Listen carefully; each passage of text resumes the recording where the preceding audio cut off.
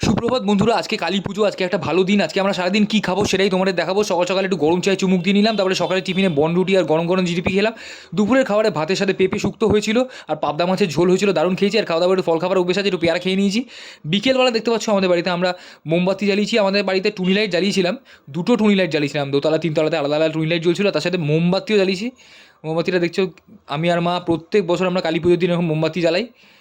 খুব সুন্দর লাগছে দেখতে পাচ্ছ। আর একটু পরে আমরা নিচে দেখাবো তোমাদের, লাইটটা অফ করে দেখাবো। লাইটটা অফ করার পরে আরও ভালো লাগছিলো দেখতে।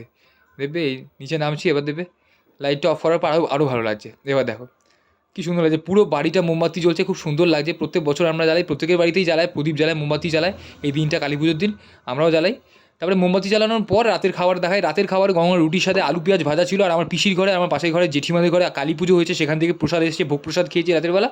আর আমরা নিজেরা পাড়ায় কালী পুজো করি, আমরা পাড়ার কালী পুজোর উদ্যোক্তা। দেখতে পাচ্ছ পাড়ায় কালী পুজো হচ্ছে, পাড়ায় কালী পুজোয় অনেক রাত অবধি জেগেছি, পুজো হয়েছে। তারপরে ভোগ ঠোক খেয়ে বাড়িতে এসেছি। কেমন লাগলো জানিও।